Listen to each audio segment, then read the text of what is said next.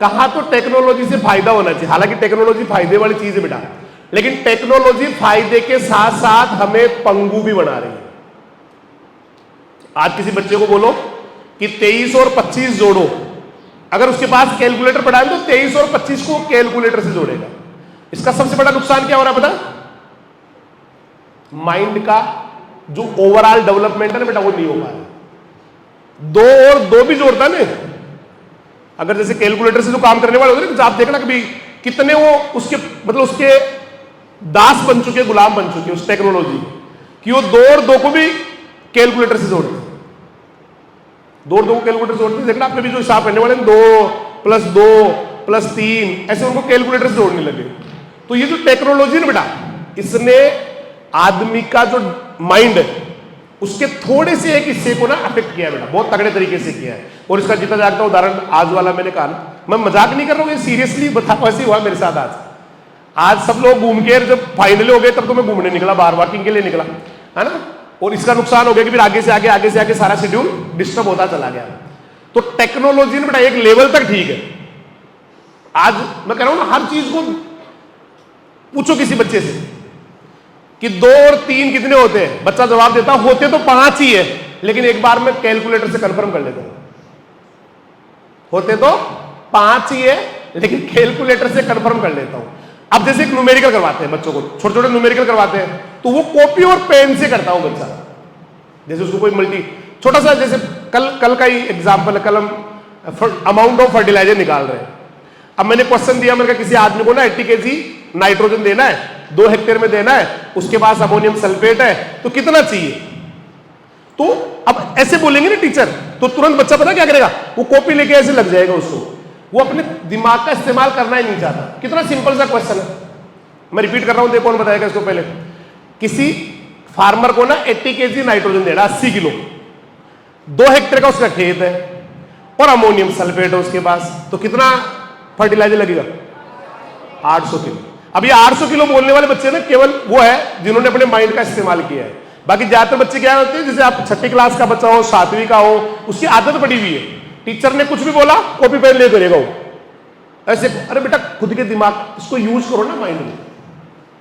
Copy pen का use तब करो जब वो माइंड के लेवल से बाहर की चीज हो। जब तक हो सके ना बेटा, मैक्सिमाइज अपने दिमाग का यूज करो। जैसे मैंने पिछले प्रोग्राम में आपको कहा था कि हजारों साल तक वेद उपनिषद को लिखा नहीं गया था, केवल कंठस्थ याद करते थे, वो अपने शिष्यों को सुनाते थे, वो अपने शिष्यों को। अब उनका ब्रेन कितना खतरनाक रहा होगा सोचो आप। लेकिन वो डेवलपमेंट, जैसे बलराम जी सर का ले लो आप, बलराम जी सर को प्रिंसिपल साहब पूछ लो यार, कम से कम 500 या 700 लोगों के मोबाइल नंबर याद है।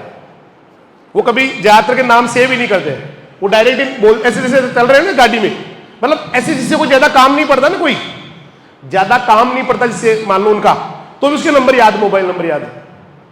पूछ लो सर, ऐसे बोलते गाड़ी चलाते चलाते, भाई फलाने को, वो फलाने उनको फोन करना है कि भंवर जी को फोन करना है, तो बोल देते 98 29 72 840 लगा लो, डायरेक्ट ही बोल देते। ये तो बलराम जी सर का यही कमाल। तो इसका मतलब हम जितना माइंड का इस्तेमाल करते हैं बेटा, उसका उतना ही डेवलपमेंट होता है। हम कभी कभी किसी को देख के सोच रहे होते कितना टैलेंटेड है, कितना मास्टर है किसी भी चीज के अंदर, कि वो यूं ही बताया ना, वो पिकासो की बात बताई थी, ऐसे करके यूं कर दिया हो।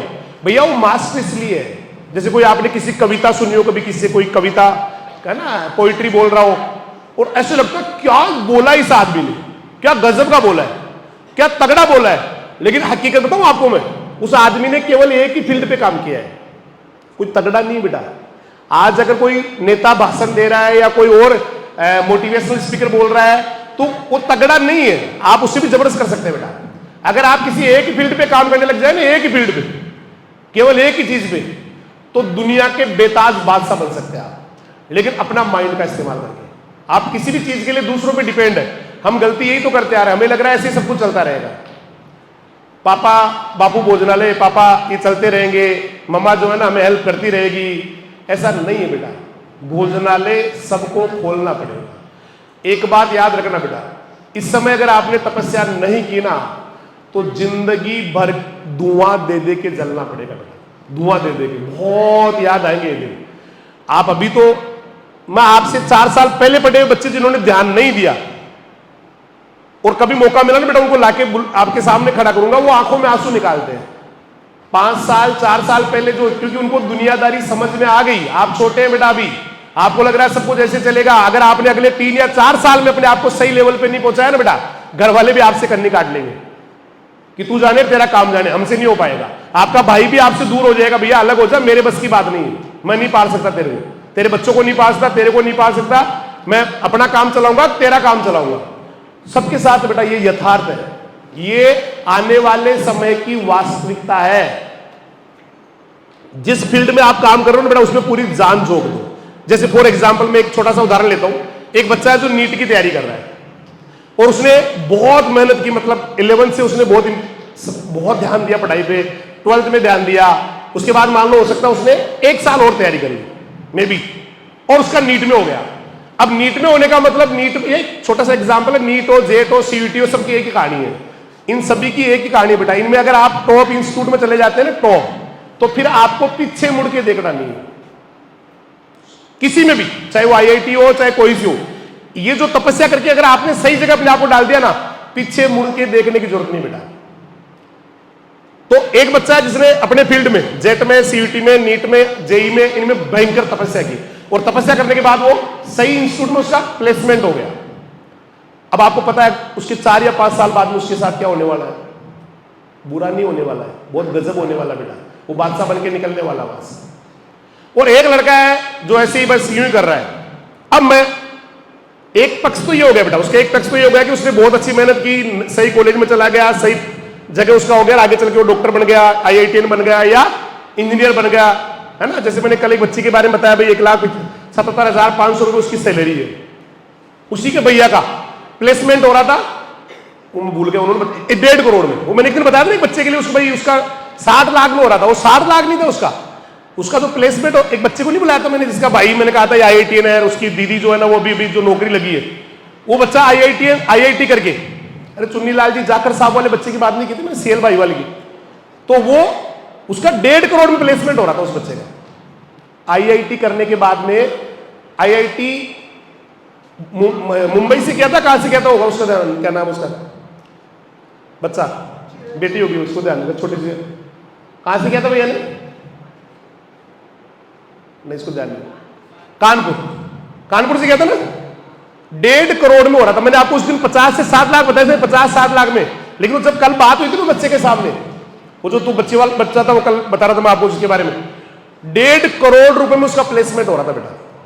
1.5 करोड़ साल के, 1.5 करोड़ जानते हो 150 लाख को बोलते हैं बेटा। 1 साल पूरी हुई और 150 जगह लाख रुपए रख लो, इतना पैसा मिलता। फिर भी उसने उसको ज्वाइन नहीं किया, क्योंकि मुझे सिविल सर्विसेज में जाना है।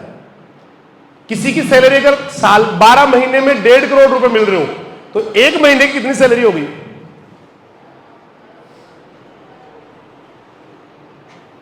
कैलकुलेटर मंगाओ, कैलकुलेटर, हाँ कितनी हो गई? अरे भाई चलो 10 लाख रुपए किसी को महीने के मिल रहे हैं, तो 1 करोड़ 20 लाख, बच गए कितने अब?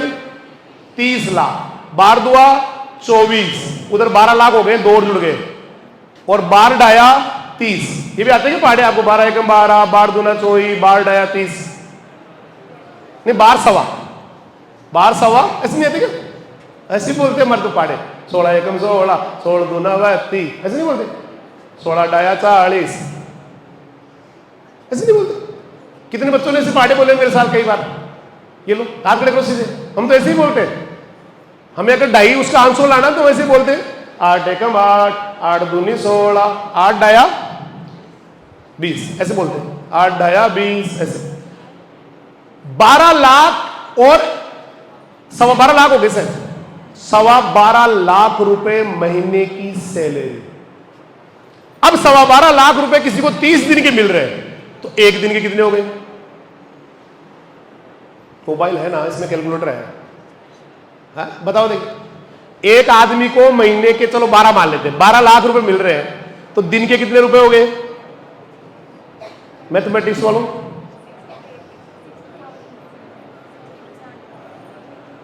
एक बेटी आगे बता रही है 60,000 रुपए हो गए सर। हाँ 40 हो गए।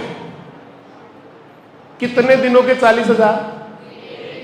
मैं सुना नहीं, आवाज नहीं आई। कितने? एक दिन के कितने पैसे मिल रहे हैं? मैं नहीं सुनी, आवाज नहीं आई। एक दिन के कितने मिल रहे हैं? मतलब कलेजा फटा नहीं दिमाग में। एक दिन सुबह 10 बजे नौकरी पे गया और शाम को 4 बजे आया और शाम को 40,000 जेब में डाल के लेके आ गया। 40,000 पर डे के। एक तो ये वाला रास्ता है जिसमें आपने पढ़ा, मेहनत किया और आप सही जगह पहुंच गए। एक दूसरा भयानक रास्ता दिखाता हूं आपको। मान लो किसी ने नहीं पढ़ाई की, उसने आगे चल के ना साइंस में चला गया या फिर आर्ट ले ली, उसने बीए किया आर्ट से या बीएससी कर ली, फिर एमएससी भी कर ली, एमए कर ली। उसके बाद शुरू होती है खौफनाक कहानी।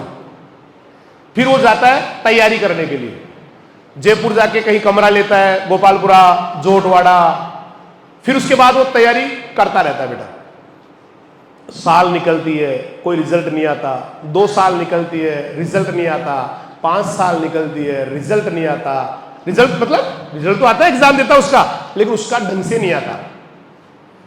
रिजल्ट तो आता है, जिसका एग्जाम लगा उसका रिजल्ट तो आएगा ही, लेकिन उसका ढंग से नहीं आता।